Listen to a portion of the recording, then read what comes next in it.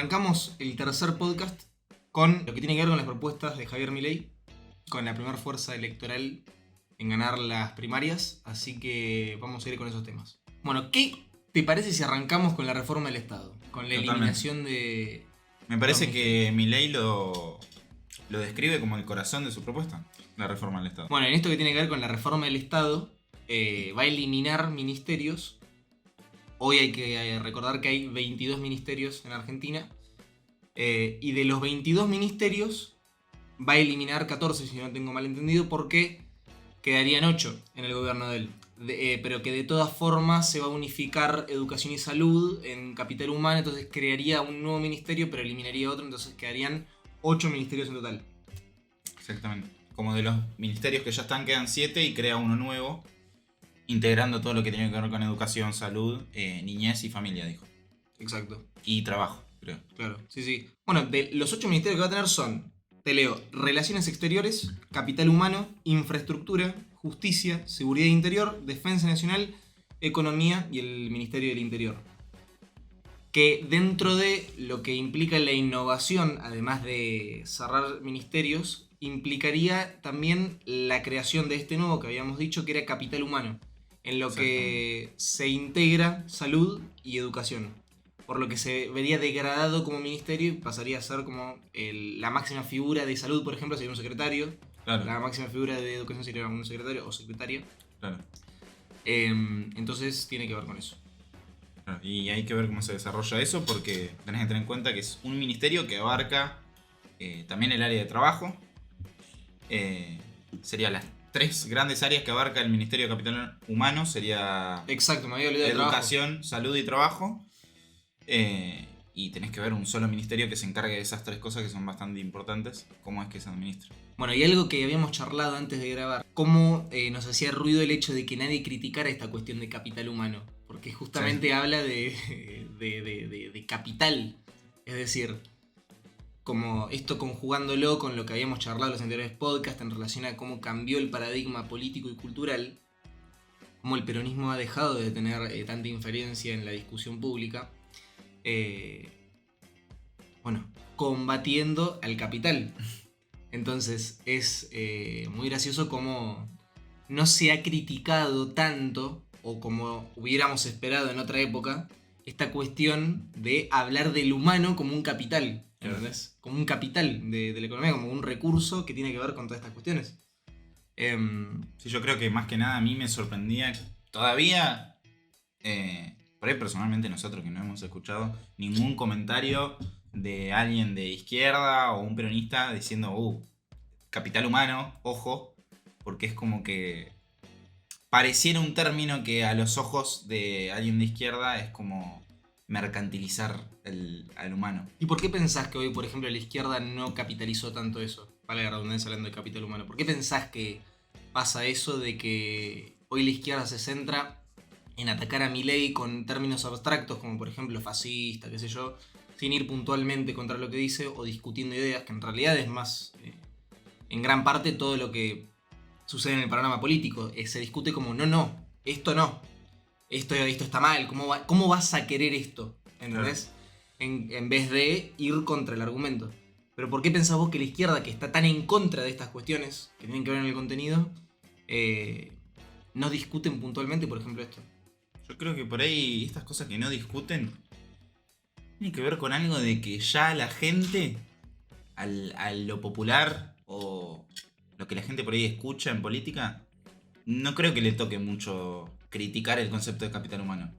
Por ahí se enfocan en otras cosas, entonces como que la izquierda tiene que ver qué puntos atacar de Milei. Entonces busca atacar puntos más importantes. O sea, es muy importante, por ejemplo, criticar para pegarle a Milei la dolarización y decirte, no, si dolarizás tenés un tipo de cambio de 10.000 pesos. Ahí metes miedo en la gente a la cuestión de la dolarización. Es atacar por ahí otros puntos. No sé qué pensás vos acerca de esto, de por qué no critican este concepto.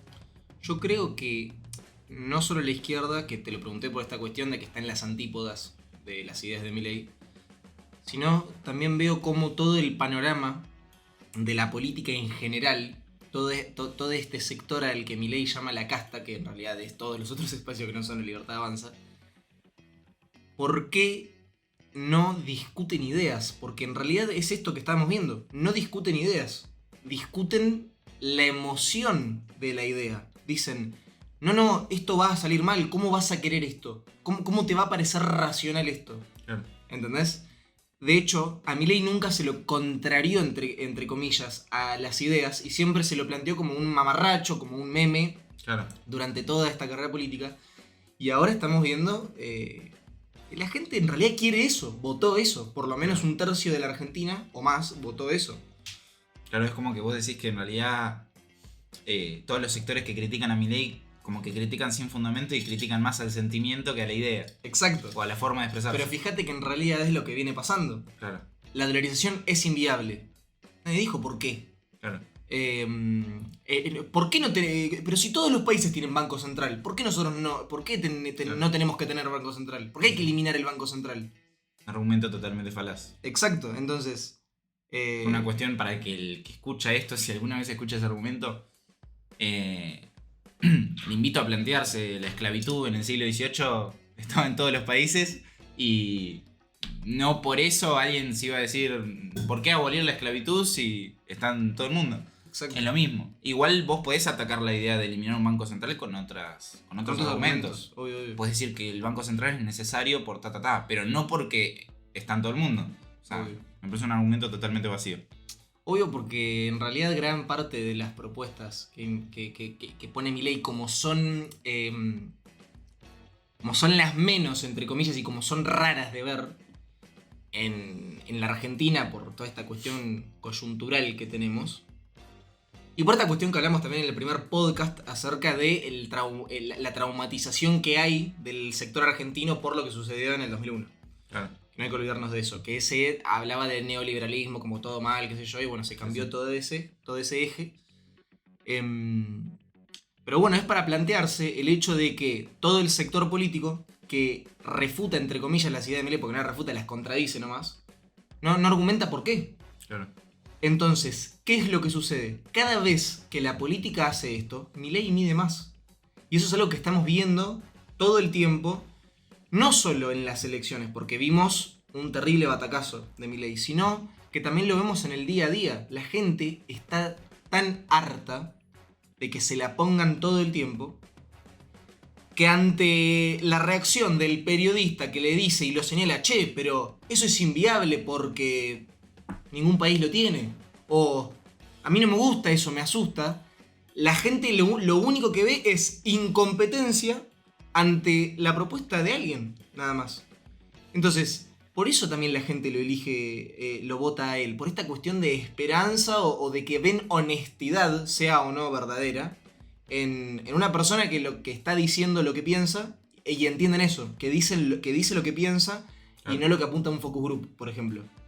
Claro. Yo en el análisis político veo eso, más que nada. Volviendo a lo que tenía que ver con la propuesta de Milei de reformar el Estado, entonces entendemos eso, que pasarían de 22 ministerios a solamente 8, y que educación y salud, junto con trabajo, se integrarían en uno solo que se llama capital humano, este concepto innovador por parte de Javier. Totalmente. Yo creo que es muy importante, es algo también muy chocante, porque yo siento que en la propuesta de Milei, por muy de ideología liberal y libertaria que tenga, hay muchas cosas que tienen como un sentido muy de sensibilidad por ahí. Esta cuestión que habla de la niñez y cómo es importante para el capital humano. La niñez y la familia. Claro, mencionó. Es importante que se desarrolle el niño correctamente, que se alimente, que tenga salud, etcétera, etcétera, etcétera.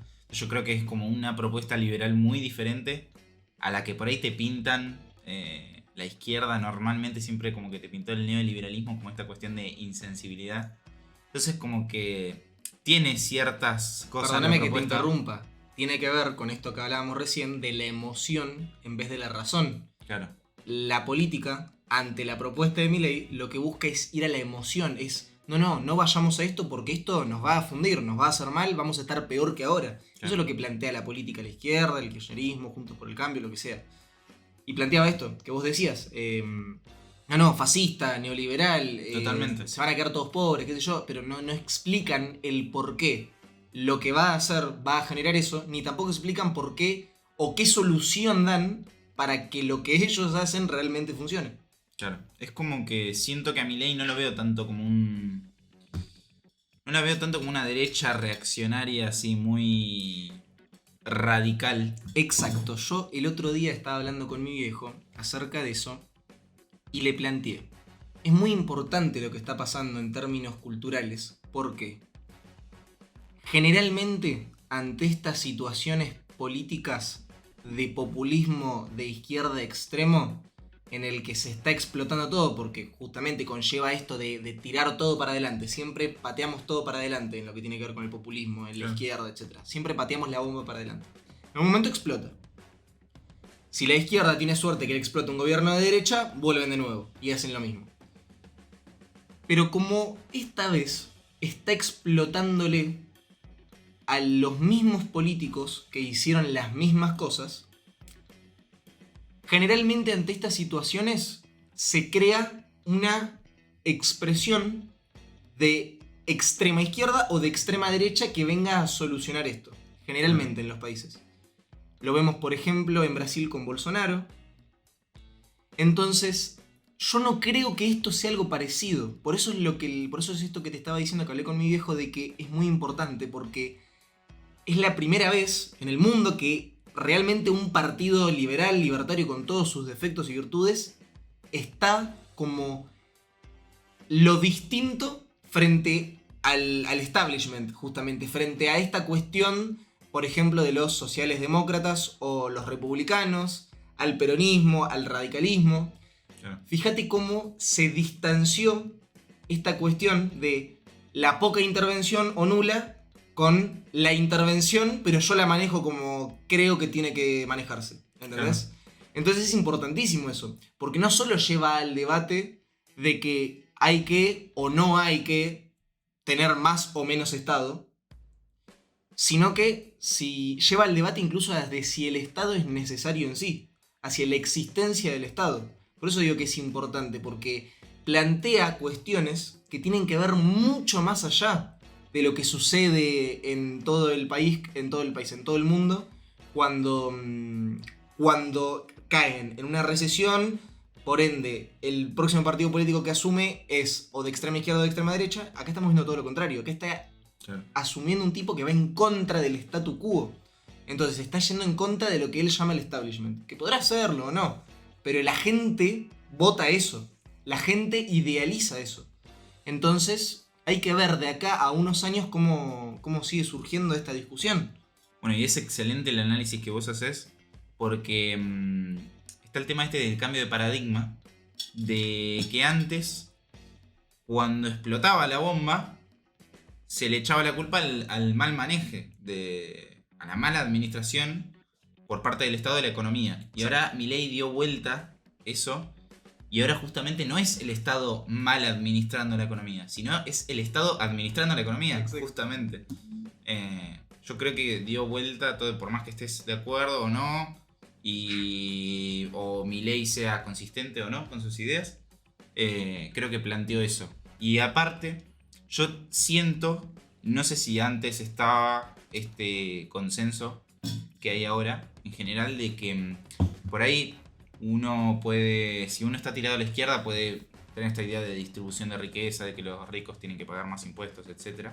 Pero como que hay un amplio consenso en que por lo menos las pymes o los pequeños tienen que ser menos asfixiados. Exacto. Por el Estado. Ahí yo creo que veo un consenso hasta en parte de la izquierda, que dicen, como Grabois, en que tenés que de alguna forma facilitarle la vida al pequeño emprendedor. Tenés que bajarle los impuestos o permitir que pueda contratar más fácilmente, o esta cuestión de los juicios laborales, etc. Es como que existe un consenso en que hay que... Ahora, actual. Claro, actualmente. Yo creo que eso es muy importante, porque también representa un cambio total de paradigma. Es que sí, ideológicamente implicó un cambio de 180 grados esta cuestión de cómo la gente percibe al tipo que emprende en Argentina, al laburante en realidad, porque es eso, más que nada. Y la izquierda lo demostró en el sentido de que incluso hasta la izquierda o el frente de izquierda busca esta cuestión de de empatizar, entre comillas, con el emprendedor. Cosa que, por ejemplo, no sé, Manuela Castañera ni en pedo. No. Le quiere exigir a cada empleador pagarle 500 lucas de sueldo al trabajador. Totalmente. Y bueno, respecto a lo económico, creo que otro cambio de paradigma muy importante es el tema de la inflación. Yo creo que tener a un economista... Es que en realidad tiene que ver con eso. Que, bueno, por ejemplo, en 2019 también se demandó esta cuestión de que el tipo que se siente en el sillón de Rivadavia sea un economista. Y se habló mucho de Lavagna en ese momento, que había estado en el 2001, qué sé yo. En 2003, perdón. Y eso se arrancó en 2019, cuando Milei ya venía haciendo apariciones en televisión y qué sé yo. Y se profundizó muchísimo más en estos 4 años de gobierno, básicamente. Porque a la gente lo que más le duele es eso, el bolsillo. La economía es lo que más es transversal al ciudadano de a pie, al trabajador. Eso y la inseguridad. Por eso son las dos cosas en las que Milei se basa y por eso es el éxito que tiene. Porque habla de esas dos cuestiones cuando nadie, ningún otro político, explicó cómo resolver estas cuestiones. No digo que tenga la solución, digo, ningún político explicó cómo resolver estas cuestiones. Ninguno.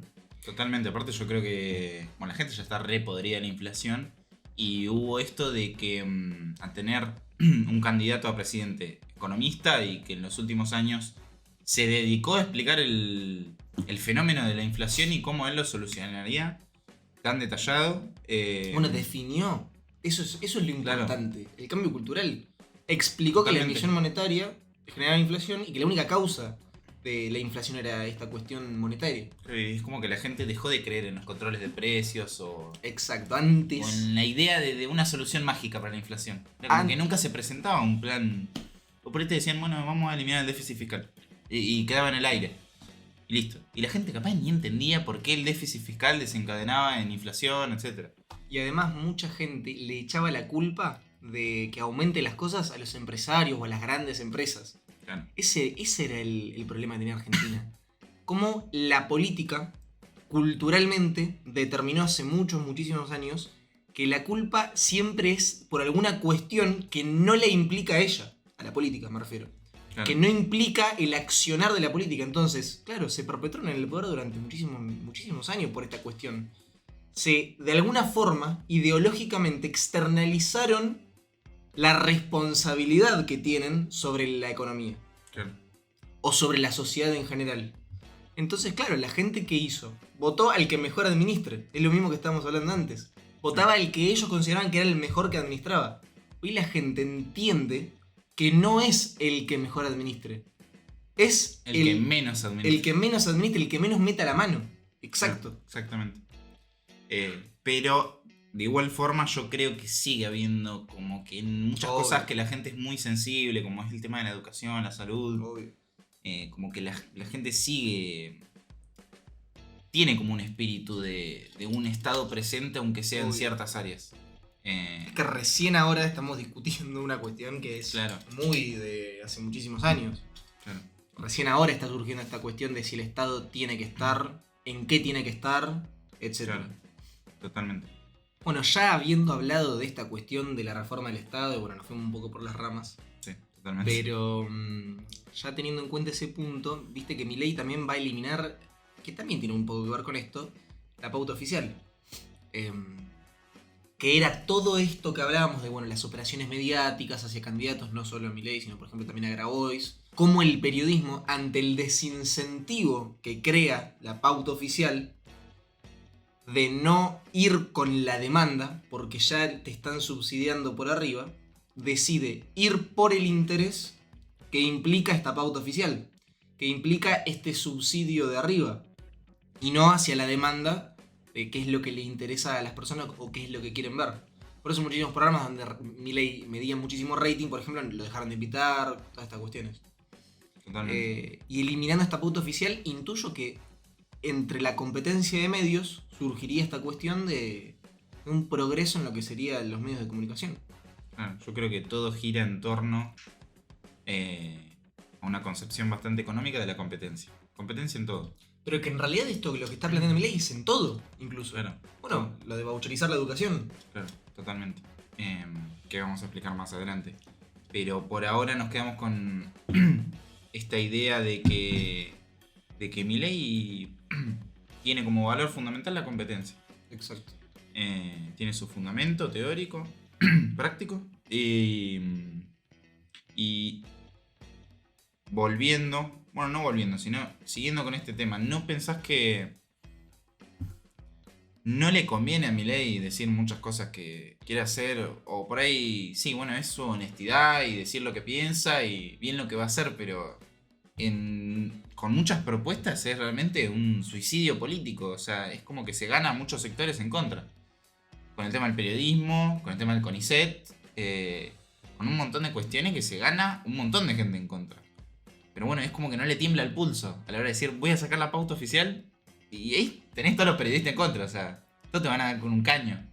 Te voy a decir por qué tengo dos análisis en relación a eso.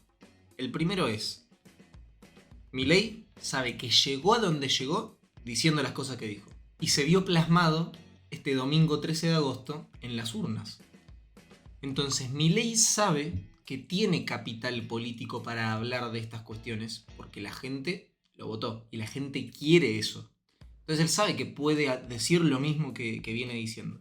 Y el segundo análisis tiene que ver con esta cuestión de qué es lo que le conviene o qué no. Porque en realidad es como está íntimamente relacionado con el punto 1.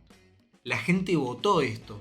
Entonces, si Milei discursivamente sigue diciendo lo mismo, que la casta es el problema, que el Estado no es la solución, que hay que achicarlo, etcétera, etcétera, etcétera, fíjate que es transversal a su discurso. Sí, es nuevo lo del CONICET, sí, pero en realidad tiene que ver con lo mismo discursivamente y de antes.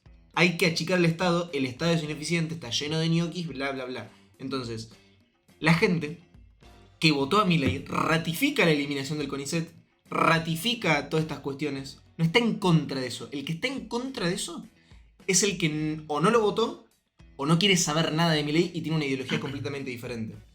Claro. Aparte yo creo que es como muy llamativo por ahí para el ciudadano común que Milei se posicione en contra de ciertos sectores medio concentrados. Exacto, eso es... En contra de la política, de los periodistas, es como que es llamativo que esté en contra de esos sectores así tan concentrados justamente. Eso es recontra popular, porque va en contra justamente del statu quo, va en contra de lo que todos dicen. Entonces Milei discursivamente se posiciona enfrente del resto.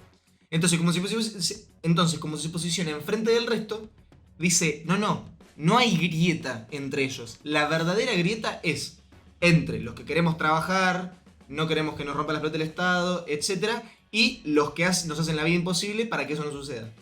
Entonces, él posicionándose discursivamente así, logra que cualquier persona que lo escuche indefectiblemente, siguiendo la línea discursiva, que es lo que te dije, de reducir el Estado, bajar impuestos, etc., en realidad ratifique lo que dice. Porque hay una coherencia comunicativa en lo que dice. Hay una coherencia, no está diciendo, no, hay que eliminar esto, pero esto no hay que eliminarlo porque esto funciona. No, dice en realidad nada funciona. Pero como la gente demanda que quiere esto, yo lo voy a hacer de una forma más eficiente. Claro, totalmente. Y algo que se me vino a la cabeza cuando dijiste esta cuestión de que tiene capital político para afirmar las cosas que afirma, me hizo pensar en que Milei tuvo muchas afirmaciones muy controversiales, pero tiene esta cuestión de como que tiene un ahorro de votos. Es como que ya tiene una base, que es como que Milei se puede lanzar a decir un montón de cosas que ya tiene una base electoral, ya tiene un voto afirmado. Entonces es como te llama la atención que por un montón de cuestiones como lo de los órganos, las armas, el mercado de niños, todas estas cuestiones súper controversiales no le afectaron tanto negativamente. No. Es como que ya tiene este capital de voto. Es como que ya tiene un stock electoral. Que eso se plasmó, como digo, en la tangible, en las PASO.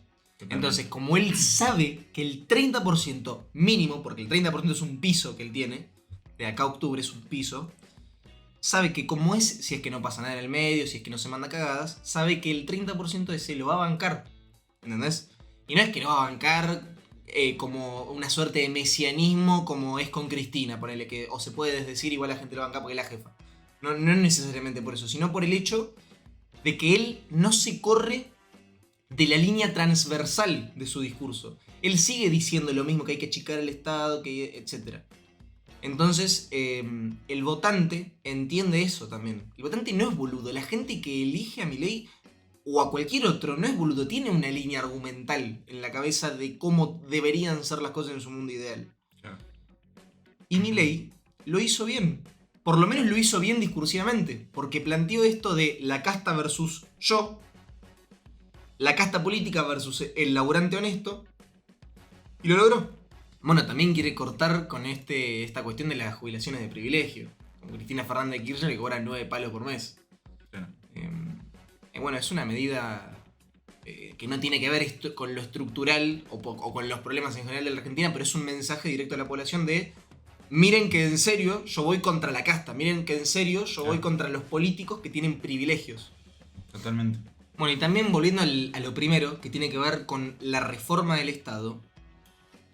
Para reformar el Estado tiene que bajar el gasto público. Y él dijo que lo va a bajar entre 14 y 15%, 14 y 15 puntos.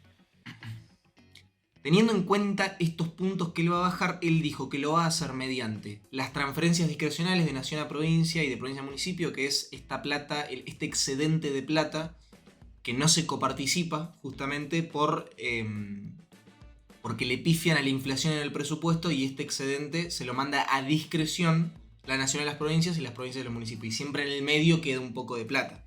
Claro. Eso es un tercio de la rebaja de gasto público que él va a hacer.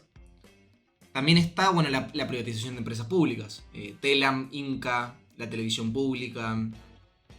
Yo creo que ahí planteó esto... El CONICET, el Claro, INADI. Sí. Planteó esto que es un toque distinto. Que también puede ser que sea una decisión arbitraria o no, de que muchas empresas las va a privatizar, pero con Aerolíneas Argentinas dijo que se le va a entregar a los trabajadores. No sé por qué tomó esa decisión. Es interesante igual, pero para como analizarlo desde el punto de vista teórico, porque ¿qué? Sería básicamente como Aerolíneas Argentinas como una cooperativa, digamos, que los trabajadores se arreglen con la empresa. Pero bueno, es interesante la distinción que hizo entre Aerolíneas Argentinas, que decidió eso, y las otras empresas.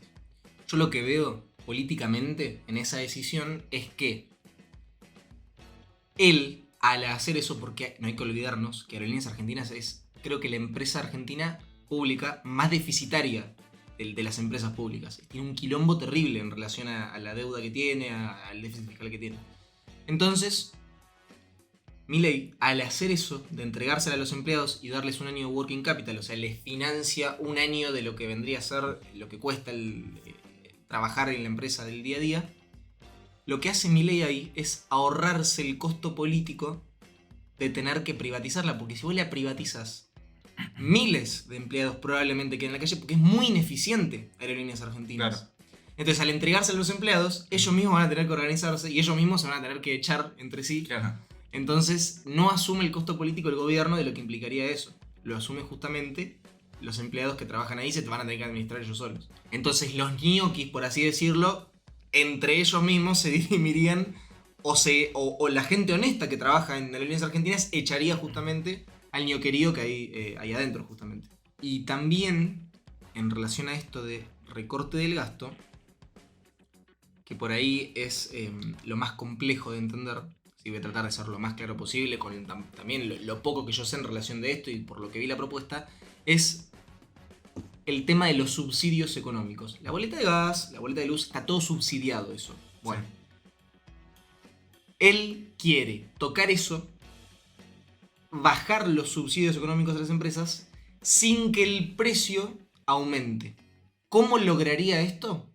Él dice, recalibrando la ecuación económica financiera del contrato de las empresas que brindan estos servicios.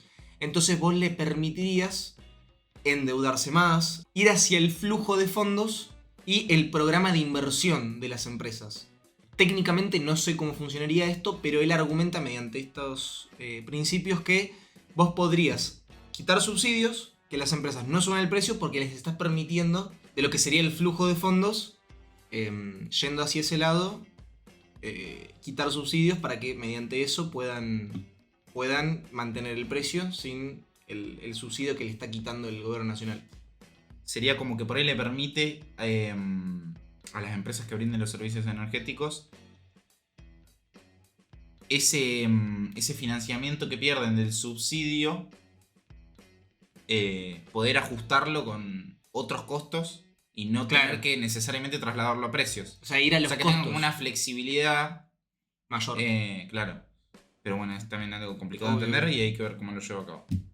Pero bueno, es importante esto. Creo que es interesante cómo puede plantear económicamente eliminar subsidios, que es una gran parte del gasto, sin que impacte en el precio. Porque eso es lo que más le importa a la gente. Obviamente. Ya la gente está agarrapando una locura de luz, de gas y todo. Y esto, si lo hace mal, sería terrible no solo para la población, sino sería un suicidio político para Milei. Porque tanto habla de que no va a ir contra lo social y claro, en este sentido. Pero bueno, él plantea que no va a irse a precios. Claro, y bueno, es lo que le pasó a Macri. Pero Macri, desde el inicio, planteó que tenía que hacerlo gradual y a precios. Claro. ¿Entendés? Esa es la diferencia. Macri desde el principio dijo, no, sí o sí hay que ajustar las tarifas, entonces el tipo que paga las tarifas de luz y gas va a tener que pagar más. O sea, ya desde el vamos lo planteó eso. Claro, pero bueno, a la gente le recalentó igual. Obvio. Pero bueno, lo distinto en este caso es que Milei no plantea eso. Milei plantea que vas a seguir pagando lo mismo. Claro. Entonces no se va a ir a precio. Y me estaba olvidando de una de las cosas más importantes y que más puntos ahorra, y es la cuestión de la obra pública. Ya se va a eliminar la obra pública. Y Milei dice que va a ir a un sistema de iniciativa privada, como lo es en Chile, en el que el privado paga las obras y el gobierno las autoriza, básicamente. Y es muy interesante cómo tiene un montón de propuestas Milei, que hay ejemplos de países que las tienen, pero son bastante escasos, como el tema de la dolarización, de la eliminación del Banco Central, de la obra pública que se elimine y que sea totalmente con iniciativa privada. Estamos viendo como un cambio de paradigma en todo. Como que se cambian muchas cosas, un montón de propuestas que son muy escasas en la realidad. Y está bueno porque probablemente Argentina sea un ejemplo de distintas propuestas. Y estas pueden resultar bien o pueden resultar mal, pero va a ser un ejemplo más de ciertas propuestas. Es decir, va a ser un ejemplo de, bueno, en Argentina se eliminó el Banco Central y pasó esto. Obvio, es histórico a nivel internacional, todas estas cuestiones, obvio. Y una de las cosas más polémicas por las que se hablaba también, y se criticaba a Milei, era esta cuestión de la educación pública, que no, porque Milei va a eliminar la educación pública, va a eliminar la salud pública, bla, bla, bla. Bueno, no, de hecho, lo que él plantea es que la educación siga siendo pública, solamente que se financie de una forma diferente. Claro, y ahí entramos. ¿Qué es voucherizar la economía? ¿O qué es el sistema de vouchers? Él plantea que la misma financiación que hoy da el Estado argentino, el Estado nacional, a la educación, la misma cantidad de plata la tenés que pasar a la demanda, es decir, tenés que financiar con ese dinero la demanda en vez de financiar la oferta. Claro. ¿Qué es esto en criollo? En vez de darle la plata a la institución para que la maneje como quiera, vos le das la plata a la persona que va a ir a la institución. Claro. Eso genera un proceso de mercado en el que las instituciones tienen que competir para llevarse a los alumnos. Totalmente. Entonces eso eficientiza esta cuestión de la educación. Obviamente es muy polémico, es algo que en Argentina no estaba sucediendo, pero no deja de ser la educación pública, que es lo importante, o por lo menos lo que la mayoría tiene miedo en ese sentido. La educación sigue siendo pública, va a haber instituciones de gestión estatal, de gestión privada, pero en vez de financiar la oferta, de financiar la demanda, le das a una persona la plata para que vaya, con un voucher, obvio, para que vaya a esa institución y elija la que la persona quiera. Entonces la UBA va a tener que competir con la UCA, por ejemplo. Claro. Al tener esa competencia, la UBA o la UCA, cualquiera de las dos, sea peor o mejor, van a tener que competir para ofrecer un mejor servicio y que el estudiante que quiera concurrir a cualquiera de los dos establecimientos pueda dar el voucher y lo acepten. Justamente este sistema de vouchers es, como vos decís, es mantener la educación pública con otra modalidad de financiamiento. Que sucede en Suecia, tengo entendido. En Suecia tienen ese sistema y hay que ver cómo se lleva a cabo por una cuestión de que en el cortísimo plazo, si vos dejás que los alumnos vayan a las privadas... Sí, a ver, si vos como que... voucherizás mañana, las instituciones públicas mueren. Por una cuestión Claro. de que la gente que quiere estudiar, por más de que esté esta cuestión de que la universidad pública es buena y bla, bla, bla, la gente que quiere estudiar se va a ir directamente a una universidad privada. Entre Claro. elegir la UBA y la UCA, la gente va a elegir la UCA. Entonces, ¿qué es lo que tiene que hacer la institución? Competir y ofrecer un mejor servicio, porque si no, quebrará. Pero bueno, está eso. Es una cuestión de que, de cierta forma, es como que extinguís la educación pública, pero no la educación pública, sino las instituciones de gestión. Las instituciones de gestión estatal. Pero pará, Claro. vamos a ir a un stand-by. Esto sucedería en una reforma de segunda generación. Porque todos piensan que Milei va a hacer esto de los vouchers en la educación el primer mandato. Y no va a suceder eso. Él plantea que es de segunda generación. O sea, de acá a 8 o 12 años incluso. Entonces, hay que ver cómo con las condiciones del día Claro. de mañana se da esta situación. Sí, obviamente que si hoy voucherizar la educación, las instituciones públicas o quiebran o van a tener que hacer una reducción absoluta de personal y de gasto, porque si no, sí, obviamente van a quebrar. Pues la gente va a elegir otra universidad antes que una universidad pública. Pero Eso es una totalmente hay que cuestión- ver como las condiciones socioeconómicas del Claro. país al momento de que se llegue a plantear la ejecución de esta propuesta. Por eso Milei siempre plantea en sus propuestas que no es trivial el orden de las propuestas. Sí, no totalmente. es trivial porque justamente todo esto es para tratar de no vulnerar los derechos o la calidad de vida de las personas. Porque sí, obviamente que si vos haces todo junto, de a mediano o largo plazo va a salir bien. Pero el tema es el corto. A lo que le importa a la gente es el corto plazo, que no se vea afectado en el corto plazo. Entonces, si secuencialmente está bajo un parámetro de qué es lo primero, qué es lo segundo, qué es lo tercero, evidentemente la educación por vouchers tiene un lugar bastante de mediano a largo plazo, te diría yo, en Sí. relación a la gobernabilidad o al gobierno de Milei. Totalmente. Y bueno, esto que vos decís de que no es trivial el orden. Ahora, el cuestionamiento está en que si vos achicás el gasto público, achicás la demanda agregada. Nosotros en macroeconomía básica vemos que la demanda agregada se compone por la inversión, el consumo privado, etc. Y la demanda agregada también se compone por el gasto público. Entonces, vos cuando achicás el gasto público, achicás la demanda agregada. Y el objetivo de la macro siempre es aumentar, digamos, la demanda agregada. Fomentar la demanda agregada porque esto como que fomenta la generación de riqueza. Una de esas vías es aumentar el gasto público, sea eficiente o no. Ahora, si vos achicás el gasto público, achicás la demanda agregada y no bajás impuestos, o sea, no dejás de asfixiar al Al sector sector privado, te puede llevar a una recesión. Así que hay que ver cómo lo plantea, porque Milei sabe de economía, Pero, así que hay O sea, que ver. yo no sé mucho de eso, pero intuyo que si fuera al revés, el Estado quebraría. Sí, totalmente. Es decir, sí. Pero no se podría de una forma hacerlo al mismo tiempo. O sea, no tengo idea. Yo Claro. lo que imagino es que si vos primero reducís los impuestos y después reducís el gasto. Sí, explota el Estado. Claro, el Estado quiebra porque no puede Explota todo. sustentar todo. sí, totalmente. Claro. Pero bueno, esa es la cuestión. Si vos reducís el gasto público, es como que reducís gran parte de la riqueza del país, así en criollo. Porque quieras o no, el gasto público representa riqueza, representa demanda en la economía. Achicás eso y si no desahogás al sector privado, es como que perdés ahí. Y te puede generar... Claro, porque en todo caso, al bajar el gasto público, pero no bajar los impuestos, estás ofreciéndole menos al sector privado de lo que le estás sacando, ¿o no? Claro. Es decir, los impuestos que vos cobrás no estarían plasmándose en los servicios, por así decirlo, porque estás justamente eliminando esas cuestiones. Pero aparte, hay una cuestión de que si vos no desahogás al sector privado para que pueda generar empleo, para que pueda generar inversión, etc., todos los recursos que salen del gasto público, ¿a dónde van? Claro. Eh, A las arcas del fisco. Pero bueno, hay que ver cómo va Milei a hacer eso, justamente. Cómo va Milei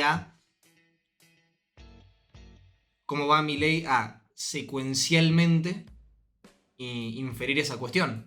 Si lo va a hacer al mismo tiempo, si hace una cosa después de la otra, hay que ver. totalmente.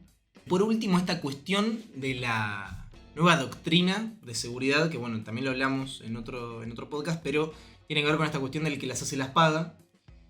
que se basa en la teoría del crimen de Gary Becker, que es esta cuestión de que la conducta criminal tiene un razonamiento económico. Y esto por ahí es difícil de entender, pero lo voy a poner un ejemplo muy, muy claro. Si el delincuente tiene más trabas para robar, si el costo para delinquir es muy alto, el delincuente, ante el riesgo que implica delinquir, no delinque o lo hace mucho menos. En cambio, si el costo es muy bajo para es una actividad más la delincuencia, quieras o no. Pero es una actividad, es un mercado. Entonces, si vos le metés costos a esta cuestión de la delincuencia, el delincuente va a delinquir menos o no va a delinquir directamente. En cambio, si vos le bajás los costos, el delincuente, al ver que la actividad tiene un riesgo menor y tiene una ganancia mayor, va a delinquir, justamente. Y hay que ver igual cómo se traslada eso a cada delito, porque si hablamos de delitos que no implican un beneficio, por ejemplo, lo que hemos hablado nosotros personalmente, en el tema del narcotráfico, un aumento de los costos a la actividad del narcotráfico implica que suban los precios, con todo lo que tiene que ver con las drogas, las sustancias ilícitas. Entonces, ese aumento de costos se traslada a un aumento de beneficios. Entonces, hay que ver, en ese caso... O sea que habría un incentivo.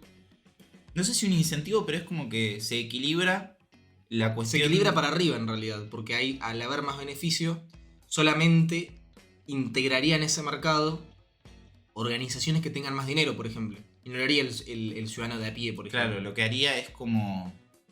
Llevándolo a un razonamiento puramente económico, es como que impondría una barrera más fuerte al mercado de las drogas. Entonces, la gente con menos poder, o para decirlo en criollo, los dealers de la calle, los tranzas de la calle, sería mucho más difícil que se mantengan en el mercado de las drogas. Y sería mucho más fácil para los que ya están instaurados en ese mercado, digamos, como las grandes mafias. Como que se monopolizaría. Claro, como que se concentraría más. Exacto. En ese sentido. Pero bueno, hay que hacer un análisis por ahí más extenso. Pero a lo que yo voy es que ese argumento que da Milei en... no en Milei, sino, como de hecho era de Gary Becker. De Gary Becker. Esta cuestión depende por ahí del delito, porque si es un delito como... Sí, robar un celular o el vandalismo o etcétera, son delitos que sí, que si aumentas los costos evidentemente te va a reducir el incentivo a delinquir. Pero bueno, se te hace un agujero en otro lado. Claro. Básicamente, ese es el problema. En esta cuestión de lo que veníamos hablando de la teoría del crimen de Gary Becker, el que aplicó esto fue Rudy Giuliani, que es las personas que cita Milei, en el 93 en Nueva York, siendo alcalde de Nueva York. Y en 10 años redujo significativamente el delito. Entonces se demuestra cómo esta cuestión de los costos, esta cuestión de la actividad criminal, tiene un raciocinio económico. Entonces, si vos a la persona que quiere delinquir le aumentás el costo, justamente el delito decrece, justamente. Totalmente. Y creo que tiene que ver con un análisis de la acción humana. De justamente que la persona al accionar evalúa sus beneficios y sus costos. Especula, justamente. Continuando con lo que tiene que ver con los impuestos. Habíamos dicho, Milei planteaba bajar el gasto público entre un 14-15% del PBI. Y luego de eso, o durante, no sé, hay que ver cómo lo plantea, bajar impuestos. Justamente Milei explica que el 90% de los impuestos que hay en Argentina representan el 2% del financiamiento al gasto público.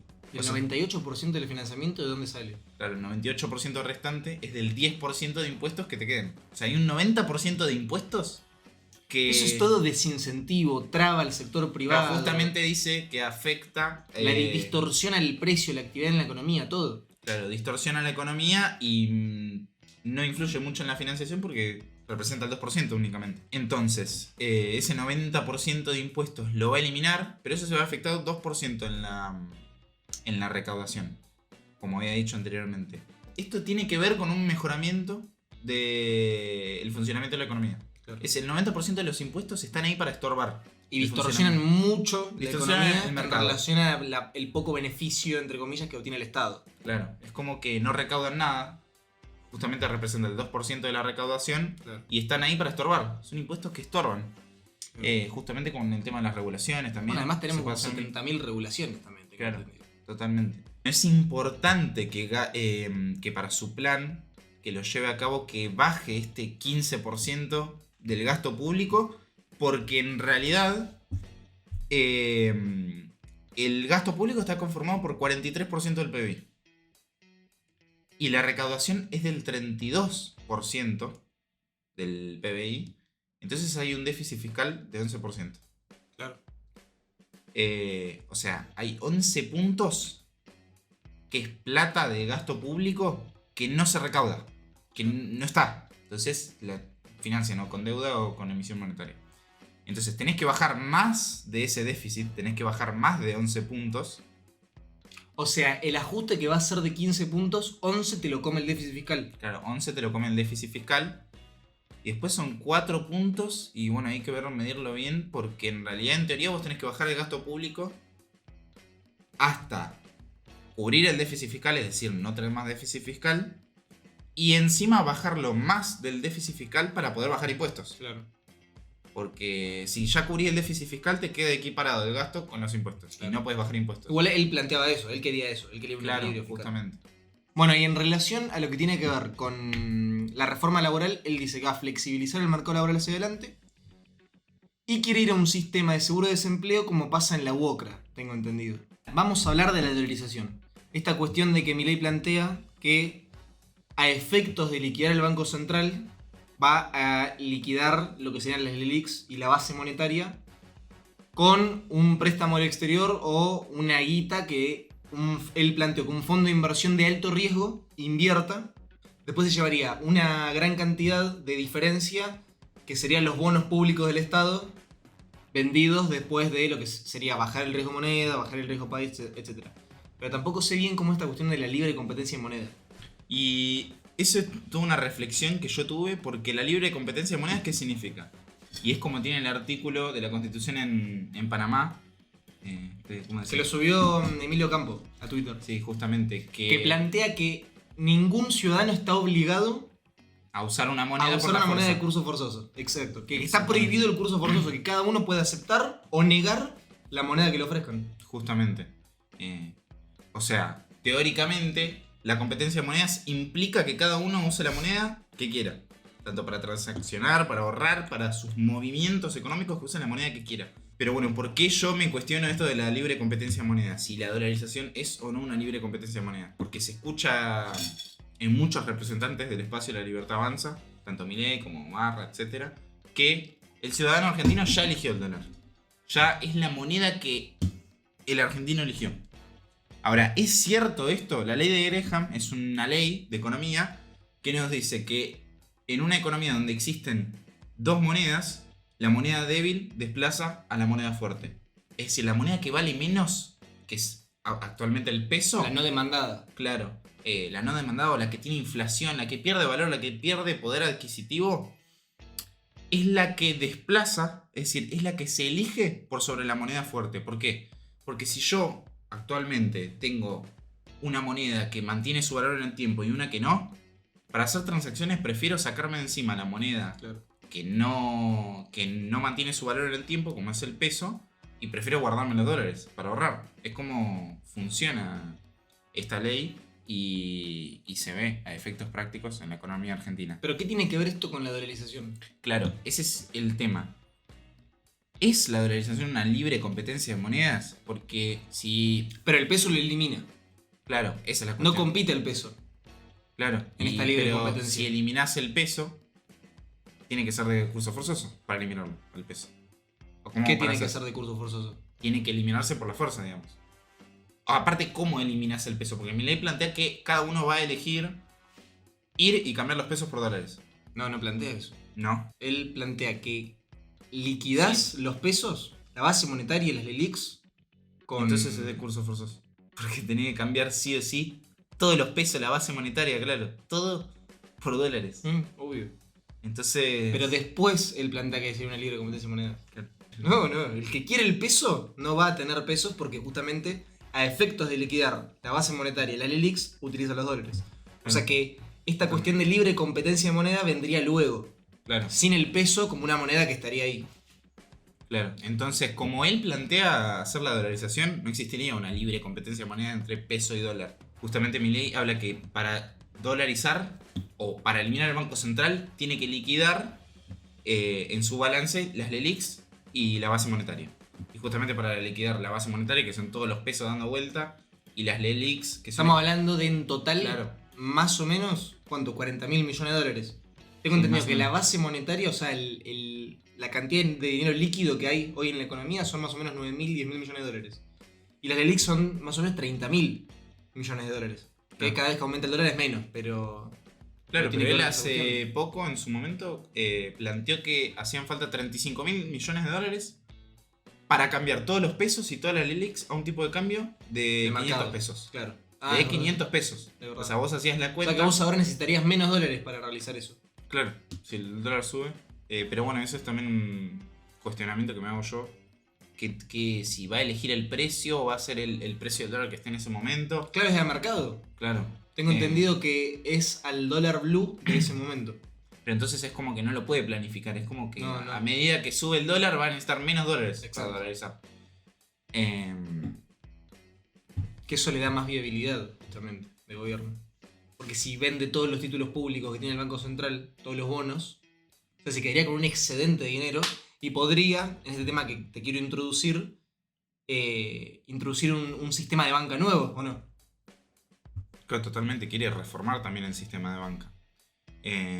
Porque bueno, hoy en Argentina y tanto en todo el mundo tenemos el sistema de reserva fraccionaria. Para el que no tenga ni idea qué mierda es la reserva fraccionaria. La banca de reserva fraccionaria es un sistema en el cual el cliente, al depositar el dinero, el banco solo se ve obligado a guardar una parte de ese dinero.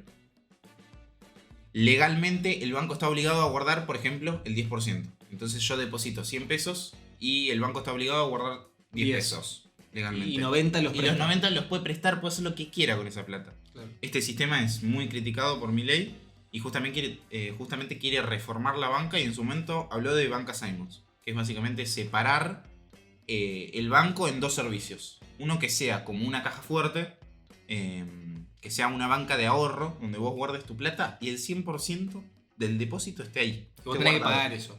Obviamente tenés que pagar una comisión porque es un servicio, es como que le Claro. pagas a alguien por cuidar tu plata. Exacto. Y otro sistema de banca sujeto a riesgos, que sería como la banca de inversión, como vos pones tu plata para invertir o para que la presten, y bueno, eso te daría intereses, pero Está sujeto al riesgo que implicaría claro, eso. claro, está sujeto O sea, te justamente a haces un cargo riesgo. vos si falla, por ejemplo, Claro, la totalmente. inversión. O el- Pero bueno, ese sería su sistema de banca. Después como que habló de la banca libre, pero bueno, ya son No como desarrolló diferencias mucho. más técnicas. No desarrolló mucho. Pero se dijo que iba a reformar la banca, así que nos podemos esperar. Por ahí, aunque sea un debate como más técnico, más teórico, seguramente nos esperemos una reforma del sistema bancario.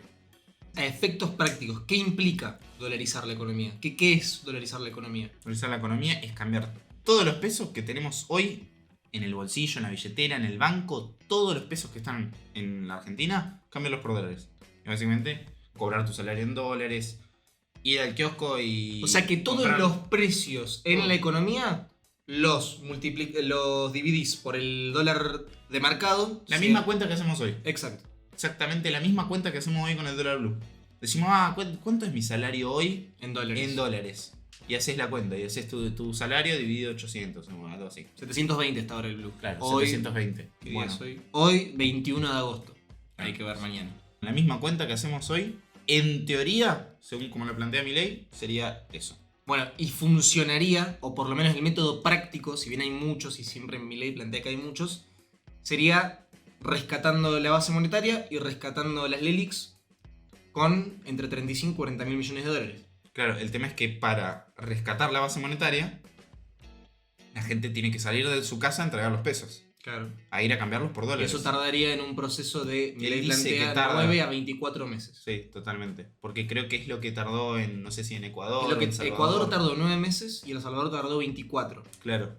Ecuador es como que forzó el cambio. Dijo, bueno, de acá a 3 meses tienen que cambiar los dólares. No funcionó. De acá a 3 meses más tienen que cambiar. No funcionó. De acá a 3 meses más y ahí a los 9 meses recién se cambiaron todos la moneda de ese lugar por dólares. Y en El Salvador era que cada uno la cambie cuando quiere, básicamente. Claro. Y ahí tardaron 24 meses, 2 años. Claro. Hay que ver qué es lo que hace Milei acá en Argentina, pero bueno, sería esos efectos. Y ahora la pregunta es, ¿de dónde surge esa financiación? ¿De dónde surge esos 35.000, ese número en dólares, 35.000 millones de dólares? Milei plantea que surge a partir de un fondo de inversión de alto riesgo que preste esta plata, dado que habría una ganancia luego de la dolarización. ¿Por qué sucedería esto? Porque claro, vos rescatás la base monetaria, rescatás el IX. Se elimina la inflación, se extermina. Eliminándose la inflación, se elimina el riesgo moneda, cae el riesgo país. Entonces, cayendo estos dos indicadores, los bonos de Argentina aumentarían de valor. Entonces, si vos compraste bonos argentinos antes, obviamente ahora los podrías revender a un valor muchísimo más grande. Esa diferencia de dinero es la que se llevarían las personas que invierten en este proyecto, básicamente. Claro. Es decir, le comprarían a Argentina bonos públicos por 35.000 millones de dólares. Claro, básicamente Milei lo que haría es atraer una inversión privada en dólares. Exacto. Y con eso dolarizaría la economía. Claro. Y supuestamente eso le aseguraría un retorno, un interés al inversor. Al inversor, claro. Claro, Exactamente. Estas son todas las propuestas que estaban implícitas, o por lo menos las más controversiales que se hablaron en este último tiempo. Y nos remitimos a los hechos y opinamos en relación a eso. Yo creo que es importante, por una cuestión de honestidad intelectual y también para la democracia, aclarar las propuestas de todos. Porque si hay algo que me molesta es que mientan con las propuestas. Por más que uno no esté de acuerdo con Milei o lo que sea, no hay que mentir con lo que propone uno. Porque es como que es re común escuchar, ¿no? Milei... Que no hagan demagogia, Sí, en sí, realidad. sí. Que no, Milei quiere privatizar la educación, quiere hacer esto. Y no está planteado. Discutan propuestas. Claro. Porque Milei puede estar eternamente equivocado, no lo sabemos. Milei puede estar equivocado, pero planteó lo que planteó. El resto no plantea, ese es el problema. Por eso la sociedad está tan harta de los políticos y por eso la sociedad, 1/3 de la Argentina votó a Milei el 13 de agosto. Y hay que ver qué pasa en octubre. Pero bueno, nos veremos en un siguiente capítulo. Exacto.